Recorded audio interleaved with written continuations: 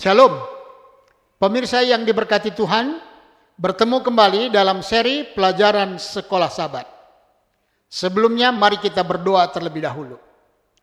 Allah Tuhan kami yang di sorga, kami berterima kasih hari ini Tuhan telah lindungi dan berkati kami boleh melakukan tugas-tugas kami. Kami mau mendengarkan firman-Mu pada malam ini. Tuhanlah kiranya mengurapi kami, supaya kami mengerti pelajaran ini. Boleh kami lebih mengasihi-Mu dan berikan kami kekuatan untuk melakukan kehendak-Mu. Berkati juga seluruh pemirsa yang mendengarkan acara pembacaan firman-Mu ini. Terima kasih Tuhan, kami berdoa dalam nama Yesus Tuhan kami. Amin. Pelajaran Sekolah Sabat Minggu tanggal 4 Juni 2023 dengan judul Ketekunan yang Teguh. Seperti yang telah kita lihat dalam Wahyu 14 ayat 7, Allah memanggil semua orang untuk menyembah Sang Pencipta. Ini adalah pekabaran malaikat pertama. Dalam Wahyu 14 ayat 8, Allah memperingatkan orang-orang tentang Babel, sistem agama palsu yang berakar dari Babel kuno. Ini adalah pekabaran malaikat kedua. Dalam Wahyu 14 ayat 9 dan 10, malaikat ketiga memperingatkan agar tidak menyembah binatang itu. Malaikat itu berkata dengan suara nyaring, "Jika seseorang menyembah binatang dan patungnya itu dan menerima tandanya pada dahinya atau pada tangannya, ia sendiri juga akan minum dari anggur murka Allah." Bacalah Wahyu 14 ayat 12. Yang penting di sini ialah ketekunan orang-orang kudus yang menuruti perintah Allah dan iman kepada Yesus. Dua karakteristik apakah yang kita temukan dalam perikop ini tentang umat Allah di akhir zaman? Mengapakah keduanya penting?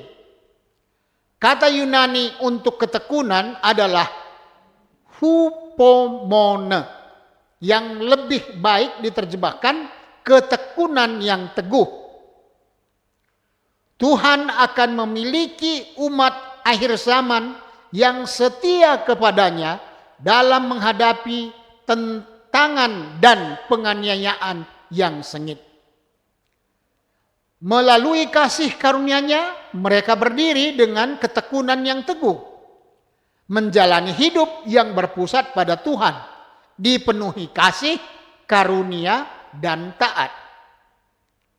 Menyembah Sang Pencipta di dalam Wahyu 14 ayat 7 bertentangan langsung dengan menyembah binatang yang tertulis dalam Wahyu 14 ayat 9 dan menemukan ekspresinya dalam orang-orang yang menuruti perintah-perintah Allah dan memiliki iman kepada Yesus. Itu di dalam Wahyu 14 ayat 12. Konflik terakhir atas kesetiaan kepada Kristus atau kesetiaan kepada kuasa binatang ini berkisar seputar penyembahan. Dan inti dari pertentangan besar antara yang baik dan yang jahat ini adalah hari Sabat.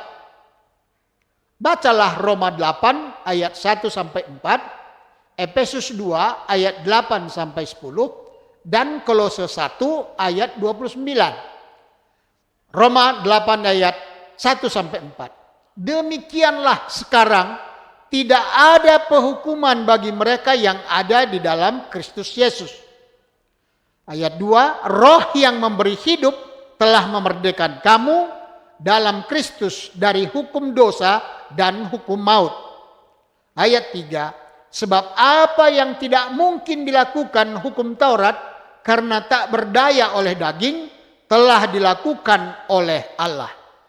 Dengan jalan mengutus anaknya sendiri dalam daging yang merupakan dengan daging yang dikuasai dosa karena dosa. Ia telah menjatuhkan hukuman atas dosa di dalam daging.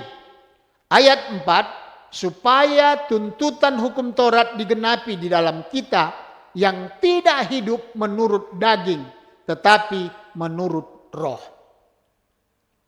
Sekarang Efesus 2 ayat 8 sampai 10. Ayat 8. Sebab karena kasih karunia kamu diselamatkan oleh iman. Itu bukan hasil usahamu, tetapi pemberian Allah. Ayat 9. Itu bukan hasil pekerjaanmu, jangan ada orang yang memegahkan diri. Ayat 9, karena itu bukan hasil pekerjaanmu, jangan ada orang yang memegahkan diri.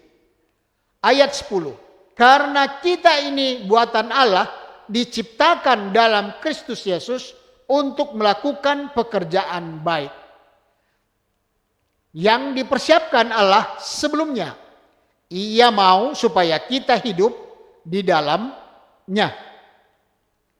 Kolose 1 ayat 29. Itulah yang ku usahakan dan ku pergumulkan dengan segala tenaga sesuai dengan kuasanya yang bekerja dan kuat di dalam aku.